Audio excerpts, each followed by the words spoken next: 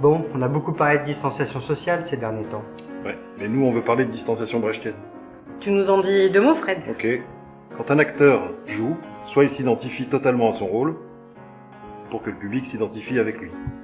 Des catharsis, quoi. Absolument. Soit, il peut aussi adopter une distanciation brechtienne, la méthode brechtienne du nom de son inventeur, Bertolt Brecht.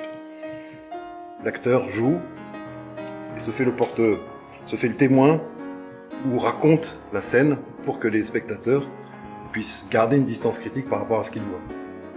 Du théâtre épique, quoi. Et politique, t'as compris, Edwige? Ouais, ça me paraît assez clair. Bon, je te garde quand même une anecdote à la fin. Allez. Derrière les rideaux, vulgairement appelés taps, une fenêtre, et derrière la fenêtre, la mer qui s'étend, la mer Égée de ce merveilleux bleu clin, on le voit, la mer Égée qui s'étend, paysage maritime oblige, eh bien on imagine de temps en temps dans le ciel passe une mouette, je suis une mouette, je suis une mouette.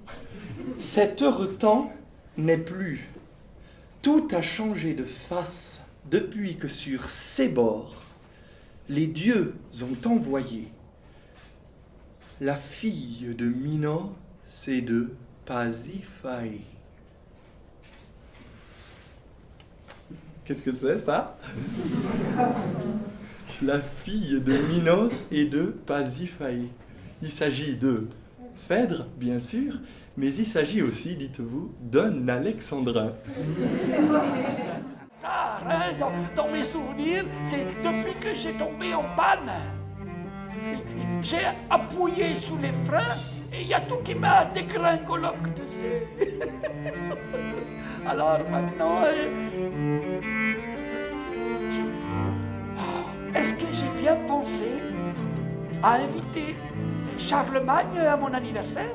Un seriampi, mamme quarante, dans m'arrière-boutique, hippocampe, ouvre-gnotot, pas tout oublié, trouverie ma tot, les courses à lister, un zénitot, aglumatinette, tout dégringolot, dans le placard rangé, hitoc-cotac, hier-toc, c'est pas toc, du stock à l'attaque, pourquoi n'y-ai-je pensé?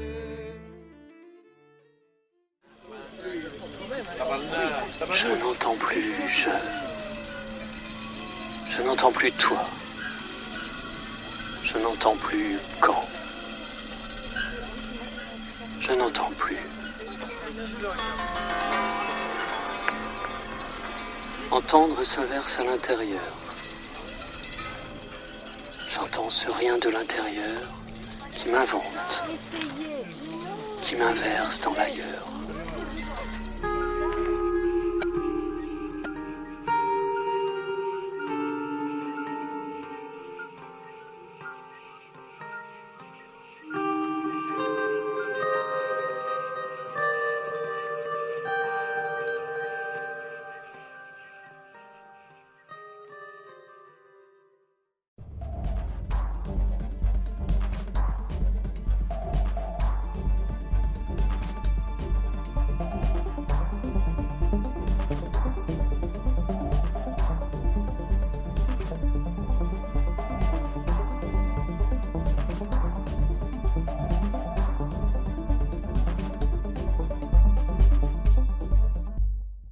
Debout sur la voie, il vit ce fil lumineux qui coupa le ciel et disparut dans la nuit.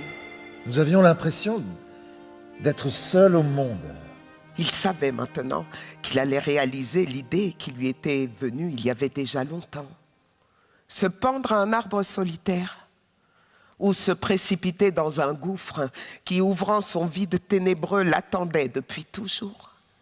Apercevant une silhouette humaine, tache sombre et diffuse, l'homme semblait presque irréel.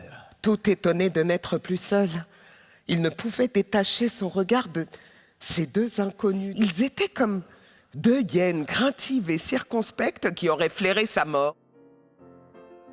Le grand metteur en scène brechtien Giorgio Strehler, qui devait expliquer à ses acteurs la distanciation brechtienne, leur a dit: si vous devez embrasser votre partenaire sur scène, si ce partenaire est sexy, vous pouvez utiliser la méthode acteur studio et vous identifier complètement au baiser.